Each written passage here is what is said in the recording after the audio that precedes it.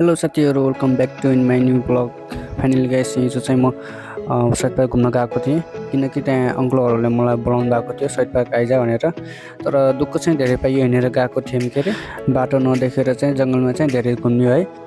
Finally guys म चाहिँ side park पुगिसकेको थिएँ। त्यहाँ चाहिँ अङ्कलहरू पहिला नै फोटो खिचेर रेडी भइसक्नु भएको रहेछ। उहाँहरू चाहिँ फोटो खिच्नु भएको रहेछ तर फोटो राम्रो नआएर कालो कालो आएर उहाँहरू चाहिँ त्यतिकै मोबाइलदेखि फोटो खिच्लाउनु भएको थियो। ल हुन्छ र मोबाइलदेखि फोटो खिचौँ अनि भिडियोहरू बनाऊँ भनेर चाहिँ हामी भिडियो बनाउन लाग्यौँ। भिडियो बनाइसकेपछि जाऊँ त भन्ने कुरा भयो। हामी चाहिँ त्यहाँदेखि चाहिँ अब हिँड्न लागेको के अरे त्यहाँदेखि हिँड्न लागेको। अब यसो साथीहरू भएपछि अब रमाइलो गर्नुपर्छ, फोटोहरू खिच्नुपर्छ भनेर चाहिँ हामी धेरै घुम्न पाइँदैन के अरे धेरै घुम्न नपाइने भएकोले त्यसैले चाहिँ अब घन्टाघर बुलबुले आज चाहिँ तिनटै ठाउँमा आज घुमिदिउँ न त भनेर घन्टाघर जान लागेको के अरे अङ्कल म र उहाँको साथी। अहिले हामी घन्टाघर जान लागेको अङ्कल अनि त्यसपछि उहाँको साथी।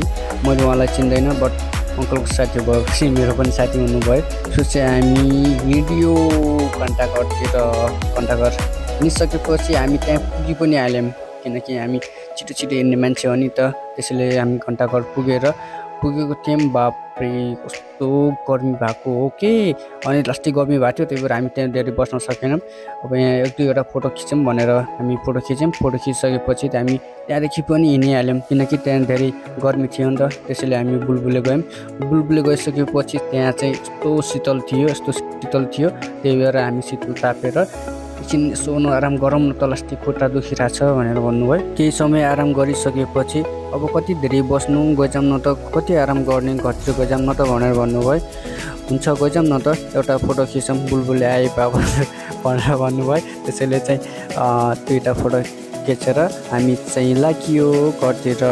बाई।